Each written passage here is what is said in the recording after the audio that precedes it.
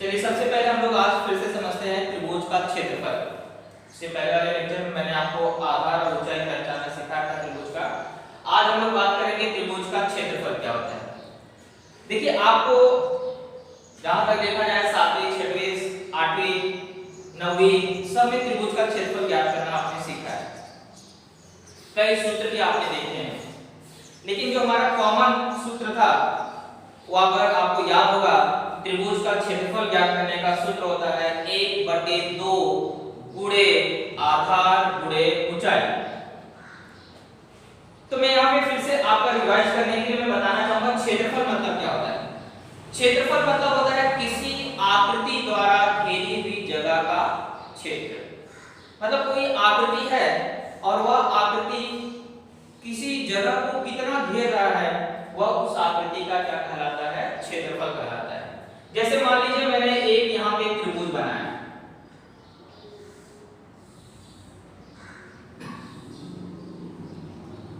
मैंने इसका नाम दे दिया PQR। अब मैंने जैसे ही इसको बोर्ड पे बने ये त्रिभुज बनाया, तो आप देख रहे होंगे इस त्रिभुज ने बोर्ड का कुछ जगह क्या किया, घेर लिया। घेर लिया आपने देखा है, ये पूरा भाग क्या किया, उसने घेर लिया है। तो ये क्या कहलाएगा, त्रिभुज का क्षेत्रफल कहलाएगा। ये त्रिभुज PQR का क्या कहलाएगा, क्षेत्रफल। अब इस क्षेत्रफल को ज्ञात करने के लिए आपको फॉर्मूला सूत्र दिया गया है, जो आप बहुत पहले से पढ़ते आ रहे हैं। क्या सूत्र है त्रिभुज का क्षेत्रफल का सूत्र?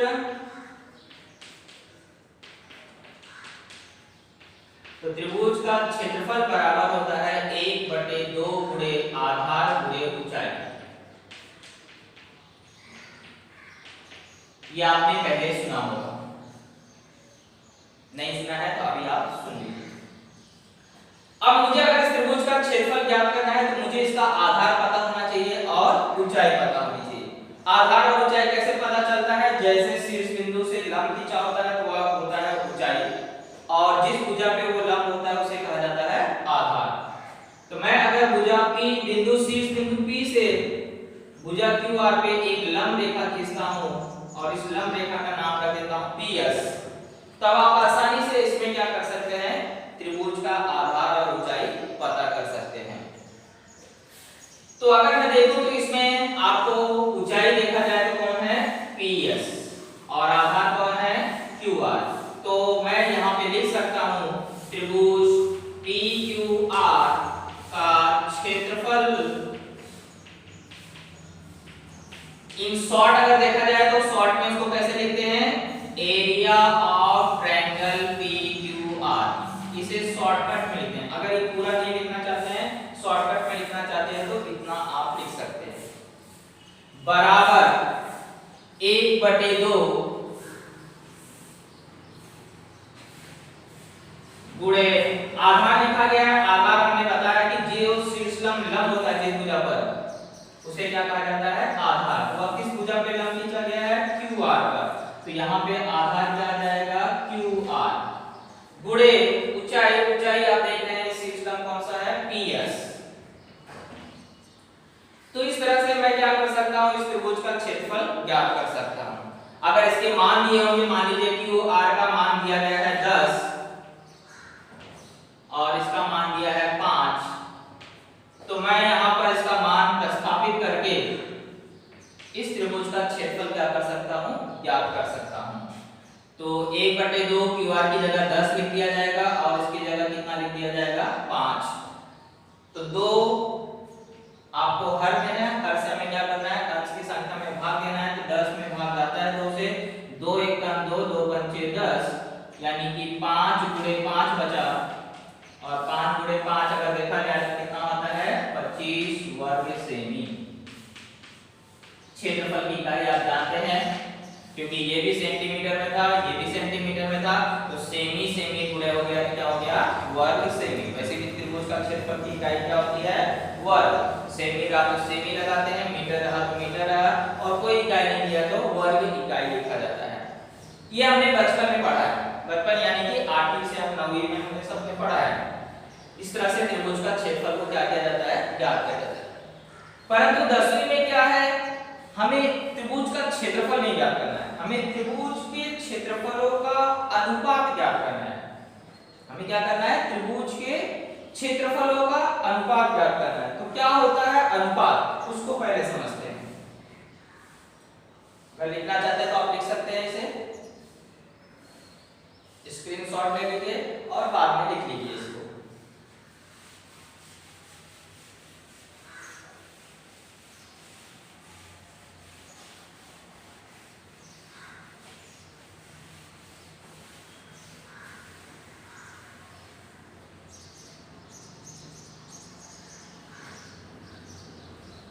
तो सबसे पहले हम लोग पता करते हैं क्या होता है अनुपात। हमारा टारगेट है अनुपात पता करना। आपका हर चीज बेसिक चीज एकदम क्लियर होना चाहिए। अनुपात मतलब होता है कोई दो समान राशि कोई हो और उस दो समान राशि का जो अति संक्षिप्त रूप होता है उसे कहा जाता है अनुपात। अब मान लीजिए आप विद्यालय आ रहे हैं, विद्यालय आते समय आपको मम्मी ने 10 रुपए दिए और पापा ने 15 रुपए दिए। मम्मी थोड़ा पैसा बचाती है, आप जानते हैं मम्मी सेविंग करती है तो मम्मी कम ही पैसा देती है, पापा थोड़ा ज्यादा दुलार करते हैं तो पापा ज्यादा पैसा देते हैं। तो मान लीजिए आप स्कूल आ रहे हैं और आपको मम्मी ने क्या किया, 10 रुपए दिया और पापा ने 15 रुपए दिया। अगर मैं पूछूं तो मम्मी और पापा ने आपको जो रुपए दिए वह किस अनुपात में दिए, यानी क्या करना पड़ेगा, कैसे निकालेंगे अनुपात? तो मम्मी ने दिया था आपको 10 रुपए और पापा ने दिया आपको 15 रुपए। तो इस तरह से उसको क्या करते हैं अनुपात यानी कि बटे में लिख देते हैं, रेशियो जिसे कहा जाता है। इस तरह से बटे में लिखेंगे तो 10/15। अब हम ये देखेंगे क्या ये 10 और 15 किसी एक पहाड़े में आती हैं क्या? तो अगर आप देखेंगे तो 5 के पहाड़े में दोनों आते हैं, तो दोनों को क्या करेंगे 5 से भाग दे देंगे। एक ही संख्या से भाग देते हैं, ऊपर जिस संख्या से भाग दे रहे हो नीचे वाली संख्या में उसी संख्या से भाग देना पड़ता है।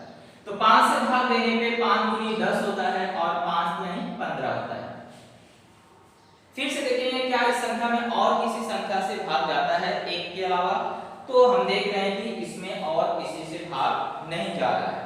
इसका मतलब हो गया कि मम्मी और पापा ने जो हमें पैसे दिए थे वह किस अनुपात में दिए थे, 2:3 के। तो इससे बोला जाता है अनुपात, यानी कि कोई दो राशियों का अति संक्षिप्त मतलब इसे हम क्या करते हैं डिवाइड करते रहेंगे जब तक ये डिवाइड होता रहेगा, लेकिन एक कॉमन नंबर से, एक सामान्य नंबर से।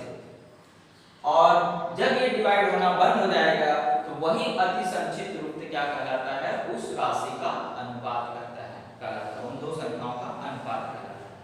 तो सेम जैसे मैंने यहाँ रुपए का अनुपात ज्ञात करना सिखाया, वैसे हमें क्या करना है यहाँ पे त्रिभुज के क्षेत्रफलों का अनुपात ज्ञात करना है। त्रिभुज के क्षेत्रफलों का अनुपात, तो त्रिभुज के क्षेत्रफलों का अनुपात कैसे ज्ञात करना है, उसके 4 आपको यहाँ पे विशेषताएं दी गई हैं, गुणधर्म दिए गए हैं और उन गुणधर्मों के बारे में एक-एक करके हम लोग क्या करेंगे अध्ययन करेंगे।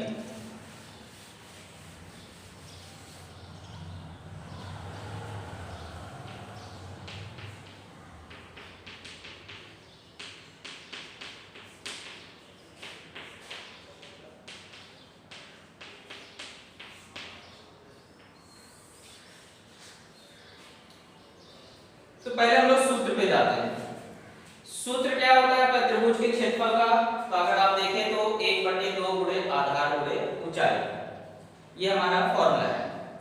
अब ये फॉर्मूले में हम लोग को क्या करना है, अनुपात बोला मतलब यहाँ पे कितने त्रिभुज रहेंगे, अनुपात हम लोग कभी भी दो राशियों का तुलना करते हैं तो हमें दो त्रिभुजों की बात करना पड़ेगा। अगर हम दो त्रिभुज बनाए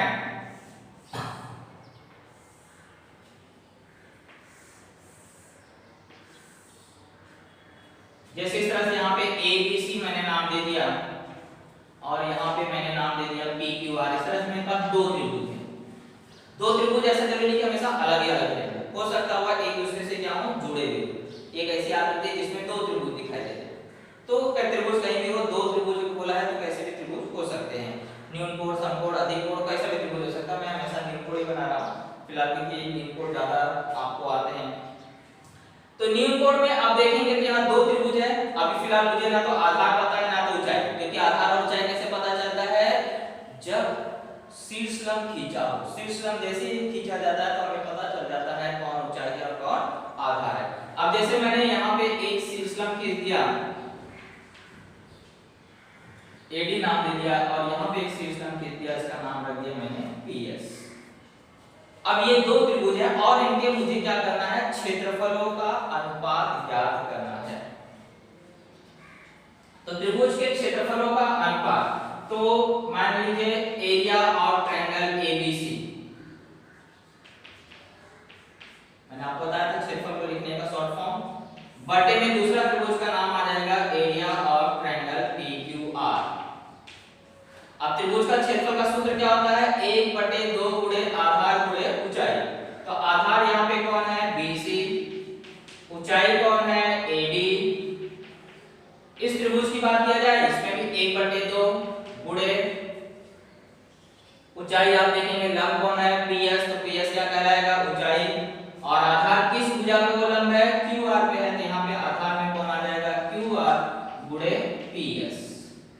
आप हमेशा देखेंगे 1/2 कट जाता है, क्योंकि दोनों त्रिभुज में 1/2 कॉमन क्या है, सामान्य है। तो सामान्य चीजें क्या हो जाएगी, कट जाएगी। तो हम देख रहे हैं कि त्रिभुज के क्षेत्रफलों का जो अनुपात अगर हमें ज्ञात करना है, तो हमें दोनों त्रिभुज के आधार और ऊंचाइयों का गुणनफलों का अनुपात लेना पड़ेगा। तो यहीं से आपको कुछ गुणधर्म बने हैं और 4 गुणधर्म आपको दिए गए हैं, और वो किताब में आपको दिया गया है, बारी बारी से आपको उसको क्या करना है, लिख लेना है और याद कर लेना है। फिलहाल मैं वो चारों गुणधर्म आपको समझाने जा रहा हूं। जैसे अभी आपने देखा यहाँ पे कि आधार और ऊंचाई दोनों ही अलग है, तो त्रिभुज का क्षेत्रफल का अनुपात हमें ज्ञात करने के लिए दोनों त्रिभुज के आधारों और ऊंचाइयों के गुणनफलों का अनुपात लेना पड़ेगा। यानी कि यहाँ से हमारा पहला फॉर्मूला बना गुणधर्म नंबर 1, या हम लोग बोल सकते हैं प्रमेय नंबर 1। तो गुणधर्म नंबर 1 आपको क्या है,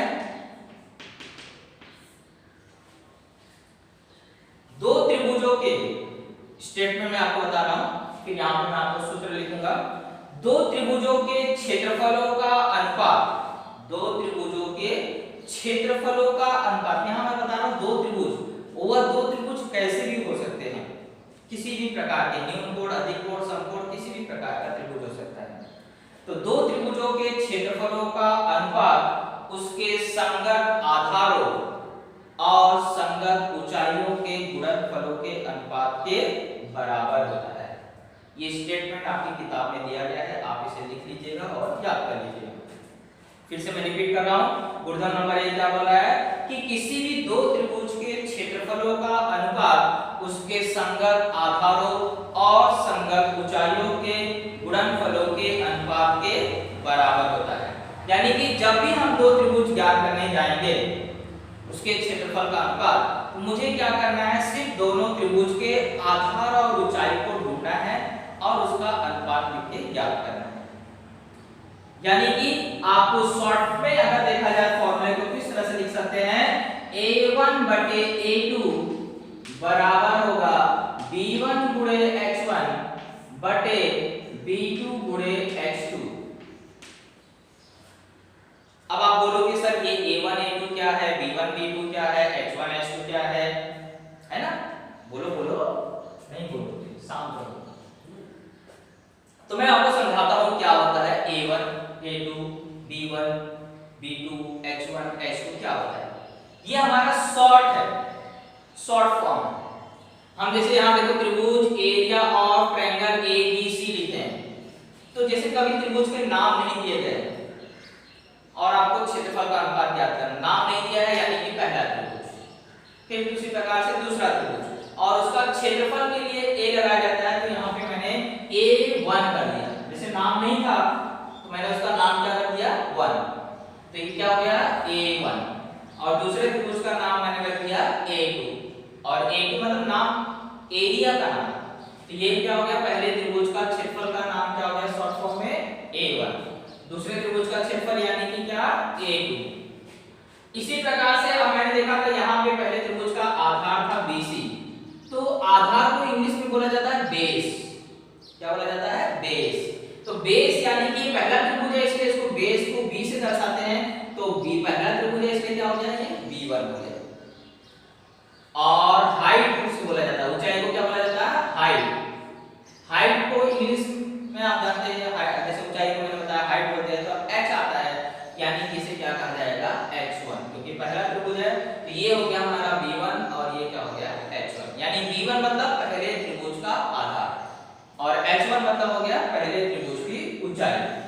इसी प्रकार से a2 मतलब क्या हुआ दूसरे त्रिभुज का क्षेत्रफल, b2 मतलब क्या हो गया दूसरे त्रिभुज का आधार, h2 मतलब क्या हो गया दूसरे त्रिभुज की ऊंचाई। मैं यहाँ पे लिख दे रहा हूँ, मेरा गुणधर्म नंबर 1 क्या है, area of triangle 1 upon area of triangle 2 is equal to b1 into h1 upon b2 into h2, जहां पर a1 क्या है पहले त्रिभुज का क्षेत्रफल,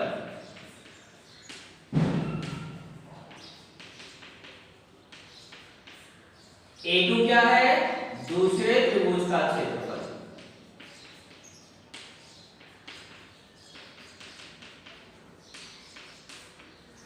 b1 क्या है पहले त्रिभुज का आधार,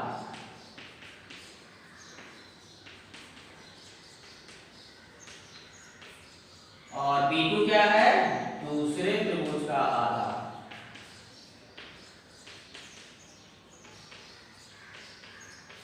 h1 क्या है पहले त्रिभुज की ऊंचाई,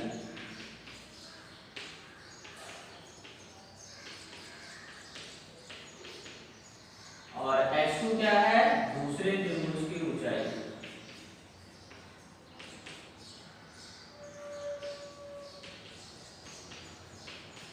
तो इस तरह से हम लोग शॉर्ट फॉर्म को यहाँ पे समझ लिए।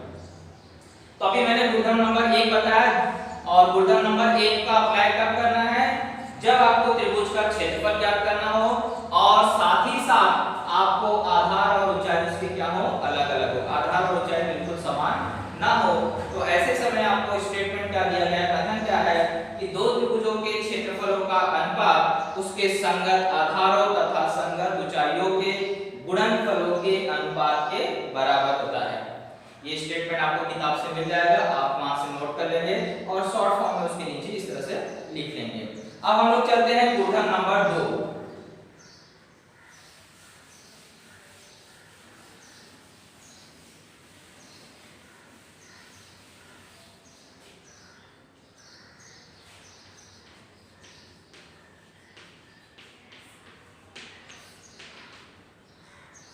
गुणधर्म नंबर 2 में क्या खासियत है, कभी कभी आप देखेंगे दो त्रिभुज अगर हैं तो उनके आधार या ऊंचाई समान हो सकते हैं, दोनों त्रिभुज का क्या हो सकता है आधार और ऊंचाई समान हो सकता है, ऐसा कभी कभी हो सकता है।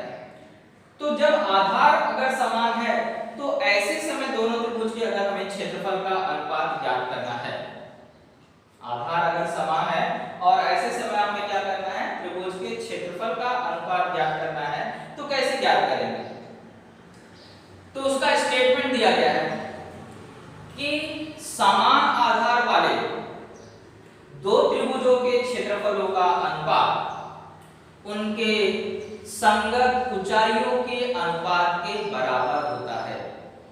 सिंपल सा बात कि अगर दोनों त्रिभुज के आधार समान हैं, आधार समान है यानी कि दोनों त्रिभुजों के आधार बिल्कुल बराबर है, और ऐसे समय अगर मुझे दोनों त्रिभुज के क्षेत्रफलों का अनुपात ज्ञात करना है तो सिंपल सा आपको डेफिनेशन दिया गया है कि समान आधार वाले दो त्रिभुजों के क्षेत्रफलों का अनुपात उसके संगत आधारों तथा उसके संगत ऊंचाइयों के अनुपात के बराबर होता है।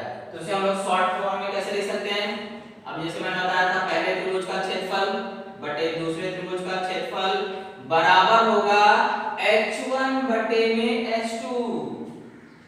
क्यों, क्योंकि हमने बताया कि हमारा आधार क्या है समान है, b1 बराबर है किसके b2 के, क्योंकि हम ऐसे त्रिभुज की बात कर रहे हैं जिसका आधार क्या है समान है, और जब आधार समान होगा तो हमें ये सूत्र का उपयोग करना पड़ेगा, क्षेत्रफल का अनुपात, त्रिभुज के क्षेत्रफल का अनुपात ज्ञात करने का सूत्र क्या लगाएंगे, a1 बटे a2 बराबर h1 बटे h2। क्योंकि दोनों कैसे होगा, देखिए एक एग्जांपल के तौर पर हम यहां समझ लेते हैं। मान लीजिए एक आकृति मेरे पास इस तरह से है,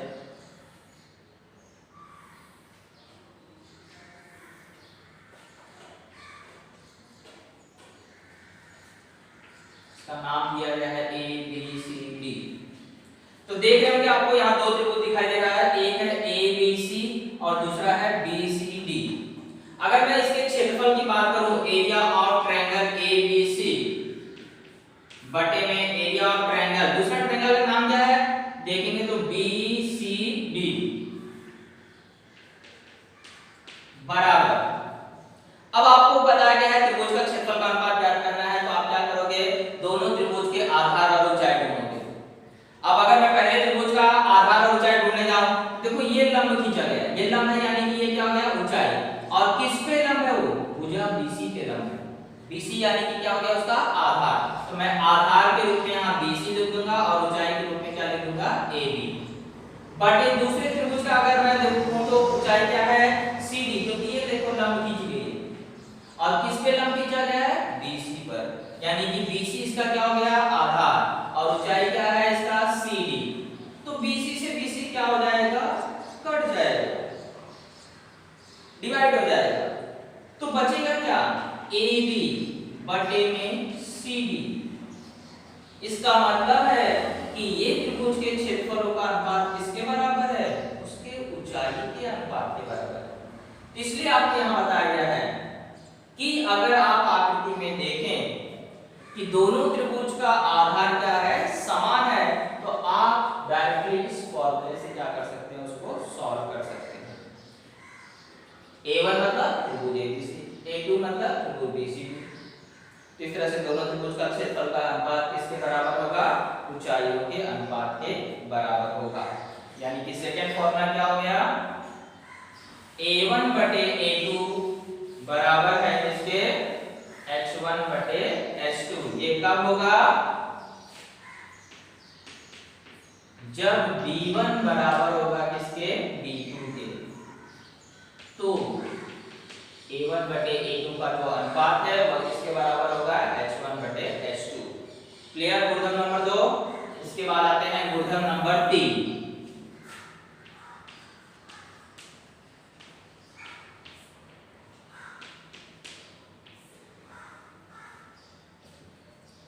अब कभी आधार समान हो सकता है तो कभी घटना घट सकती है, ऊंचाई भी समान हो सकता है दोनों त्रिभुज की ऊंचाई क्या हो समान हो, आधार नहीं समान है, सिर्फ क्या समान है ऊंचाई समान है।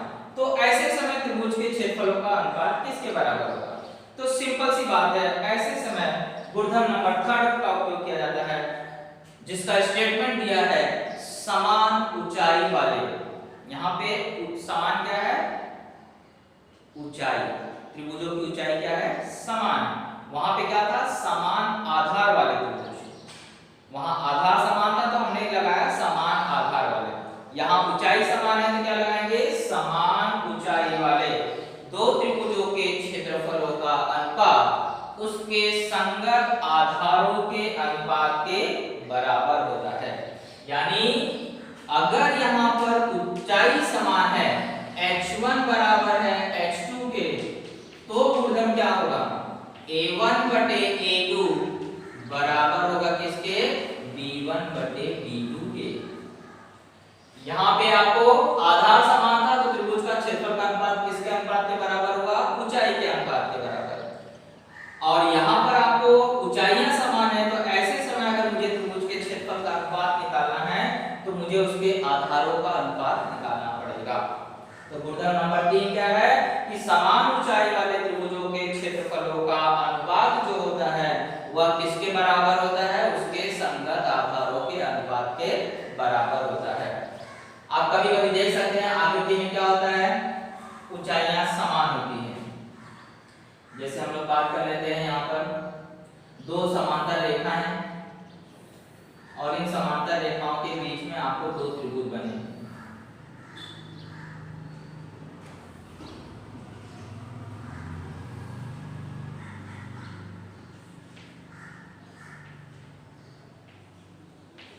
इस त्रिभुज का नाम मैंने रख दिया ए बी सी और यहाँ डी ई एफ।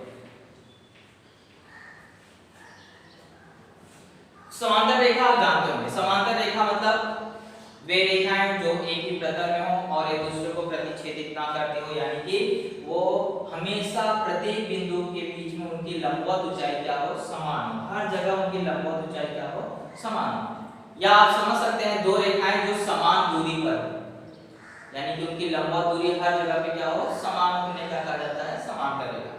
तो सिंपल सी बात है, अगर दोनों त्रिभुज समांतर रेखाओं के बीच में बने हैं यानी कि उनकी लंबवत दूरी क्या है, समान है, इसलिए ऐसे त्रिभुज में हमेशा ऊंचाई नहीं दिखाई जाती है। तो आपको समझ लेना है कि अगर दोनों त्रिभुज समांतर रेखाओं के बीच में बने हैं तो उनकी ऊंचाइयां क्या होती है, समान होती है। अब अगर ऊंचाइयां समान है तो हमने पढ़ा है कि उनके क्षेत्रफलों का अनुपात किसके बराबर होगा, आधारों के। तो अगर मुझे इस त्रिभुज के क्षेत्रफल का अनुपात ज्ञात करना है, एरिया ऑफ ट्रायंगल एबीसी बटे में एरिया ऑफ ट्रायंगल डीईएफ, तो मुझे सिर्फ क्या करना है, क्योंकि मैंने पता किया है या हमें पता है कि समांतर रेखाओं के बीच की ऊंचाइयां समान होती हैं, और जब ऊंचाई समान होती है तो मुझे सिर्फ त्रिभुज के क्या ढूंढना रहता है, आधार। तो पहले त्रिभुज का आधार एबीसी में कौन आधार है, बीसी। यहाँ आधार में क्या आ जाएगा, बीसी, और यहाँ पे आधार में अगर देखा जाए तो कौन है, डीएफ। इस तरह से हम लोग क्या कर सकते हैं, इसके क्षेत्रफलों का अनुपात ज्ञात कर सकते हैं। यहाँ पे आपको लंब नहीं खींचा गया, लेकिन मैं आपको बता रहा हूँ समांतर रेखाओं के बीच में अगर दो त्रिभुज होते हैं तो समांतर रेखाओं के बीच की लंबवत दूरी हमेशा क्या होती है, समान होती है, ऊंचाइयां समान होती है, इसलिए यहाँ पर लंब नहीं खींच के दिखाया जाएगा, लेकिन आपको समझना है कि उनकी ऊंचाइयां क्या है, समान। तो गुणधर्म नंबर 3, समान ऊंचाई वाले दो त्रिभुजों के क्षेत्रफलों का अनुपात उनके संगत आधारों तथा संगत ऊंचाइयों के अनुपात के बराबर होता है। क्लियर? तो गुणधर्म नंबर 1 2 3 स्क्रीनशॉट आप लेके बाद में लिख सकते हैं।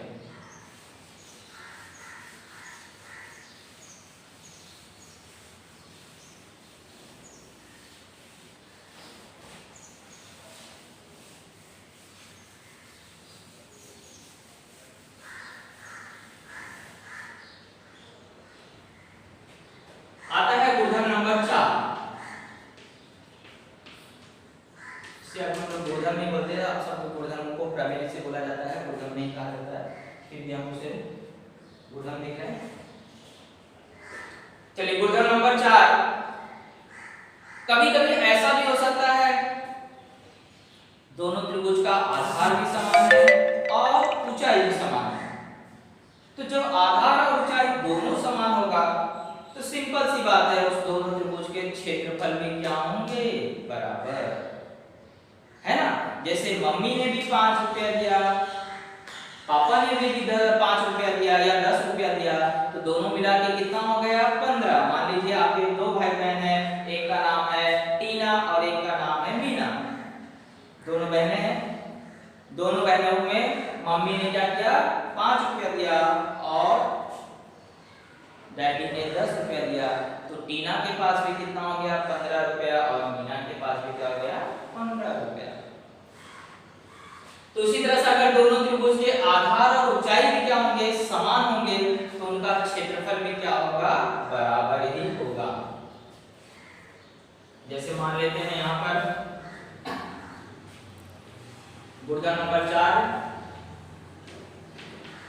में क्या बोला गया है कि आधार भी अगर समान हो और ऊंचाई भी अगर समान हो, दोनों ही समान हो, तो ऐसे समय अगर त्रिभुज का क्षेत्रफल का अनुपात ज्ञात करने जाओगे तो वह अनुपात 1/1, क्योंकि आधार भी कट जाएगा और ऊंचाई भी कट जाएगी, तो बचेगा क्या, 1, यानी कि उसका अनुपात किसके बराबर होता है, 1/1 के।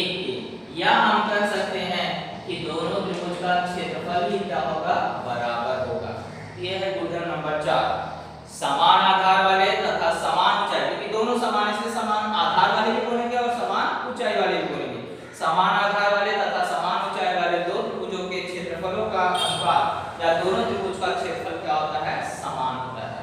अगर अनुपात की बात किया जाए तो 1/1 होता है, और दूसरी बात किया जाए तो दोनों त्रिभुज का क्षेत्रफल क्या होता है, बराबर होता है। तो ये है उदाहरण नंबर 4। अब ये कैसे देखने को मिल सकता है, जैसे मान लीजिए आपको मैंने फिर से समांतर रेखाओं के बीच में बना रहा हूं दो त्रिभुज। एक त्रिभुज मैंने ऐसा बना दिया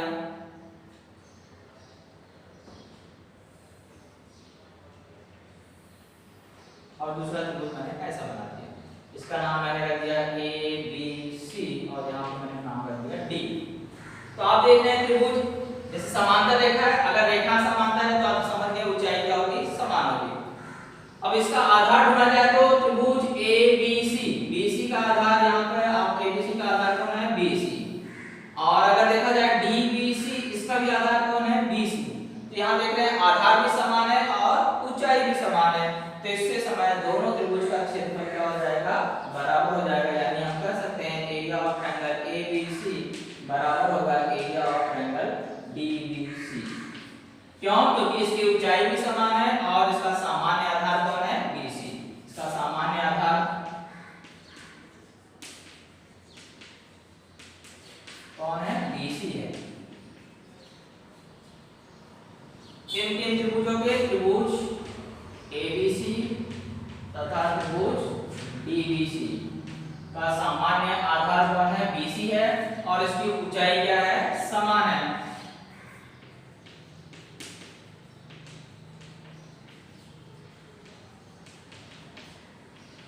तो अगर आधार भी समान होता है और ऊंचाई भी समान होती है तो दोनों त्रिभुज का क्षेत्रफल क्या होता है, बराबर होता है। इस तरह से त्रिभुज के क्षेत्रफलों के अनुपात से संबंधित 4 उदाहरण हम लोग पढ़ चुके हैं। इसे आपको क्या करना है, लिखना भी है और याद करके भी रखना है। अब हम लोग आते हैं अपने एक्सरसाइज 1.1 पे। आज के दिन ये सवाल हम लोग सॉल्व करते हैं, बाकी आप लोग होमवर्क करने की कोशिश करेंगे और अगर कोई भी डाउट आता है तो आप मुझे पूछ सकते हैं।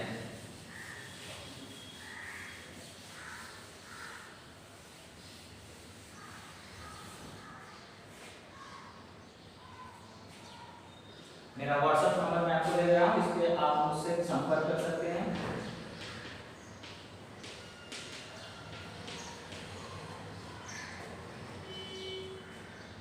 तो एक्सरसाइज 1.1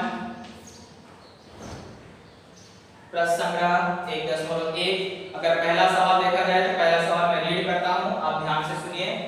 अगर कई लोगों ने किताब नहीं खरीदी होगी तो किताब जल्द से जल्द खरीद लीजिए और अब पढ़ना स्टार्ट कर दीजिए। लॉकडाउन में हमारा काफी नुकसान वैसे पहले से हो चुका है, काफी पीछे चल रहे हैं, हम उसे कवर करने की जल्द से जल्द कोशिश करेंगे। तो पहला सवाल है, यदि किसी त्रिभुज का आधार, देखो स्टेटमेंट के रूप में है, त्रिभुज का नाम नहीं दिया गया है।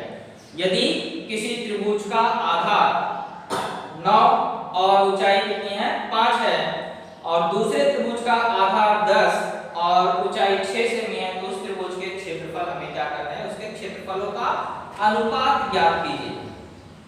फिर से मैं रीड कर रहा हूं, यदि किसी त्रिभुज का आधार 9 और ऊंचाई 5 है और दूसरे त्रिभुज का आधार 10 और ऊंचाई 6 हो तो उन त्रिभुजों के क्षेत्रफलों का अनुपात हमें क्या करना है, ज्ञात करना है।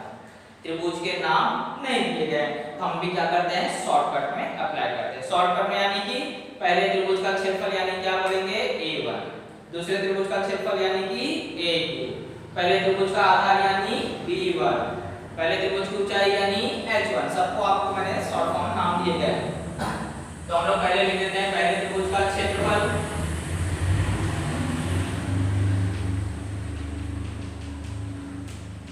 जिसे क्या बोला जाएगा, a1।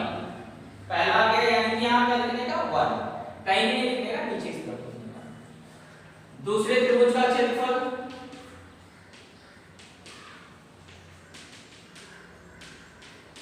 यानी कि क्या, a2। अब आधार क्या है तो आधार के लिए क्या यूज करेंगे, पहले त्रिभुज का आधार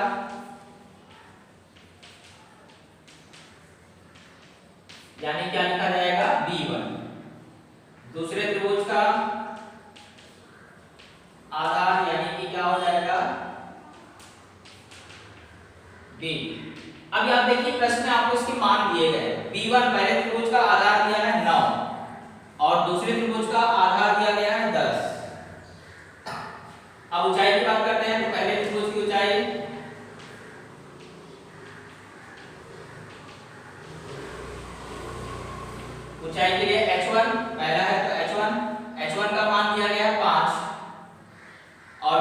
त्रिभुज की ऊंचाई दिया गया है,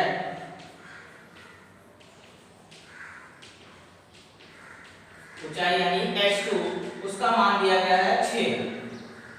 अब हमें इसे क्या करना है, इसके क्षेत्रफलों का अनुपात ज्ञात करना है। आपने देखा आधार भी समान नहीं है, ऊंचाई भी समान नहीं है। आधार ऊंचाई कोई भी समान ना हो तो कौन सा गुणधर्म नंबर 1। गुणधर्म नंबर 1 क्या है, उसका कारण यहां लिख देंगे त्रिभुज के क्षेत्रफल अनुपात से, अनुपात प्रमेय से। और वो प्रमेय क्या है, a1 बटे a2 बराबर होता है b1 गुणे h1 बटे में b2 गुणे h2। ये हमारा फॉर्मूला है। अब इस फॉर्मूले में हम लोग क्या करेंगे, मान रखेंगे। a1 की जगह a1, क्योंकि a1 का मान लिखा है क्या, नहीं।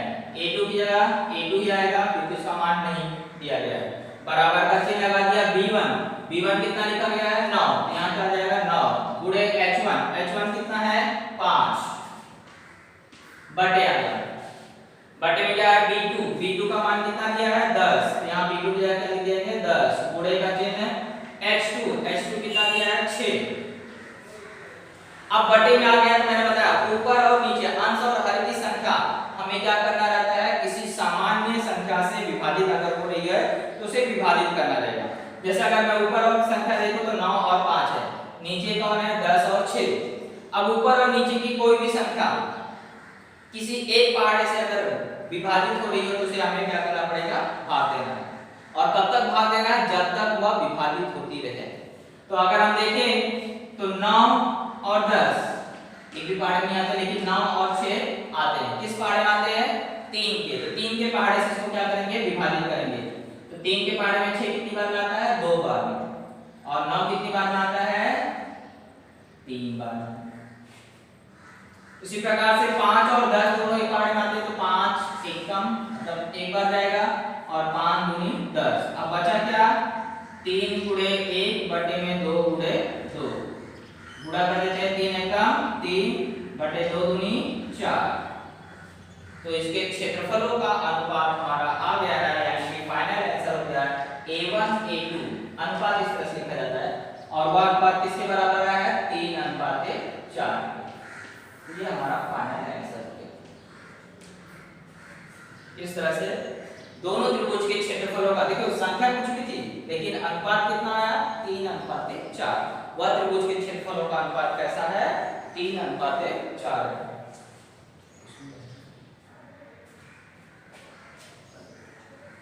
चलिए ठीक है, आज के लिए हम लोग इतना ही। आगे के सवालों को देखिएगा और जो भी डाउट रहेगा मैंने आपको नंबर दिया गया है, इस पे आप मुझे क्या करेंगे, संपर्क कर सकते हैं। Thank you.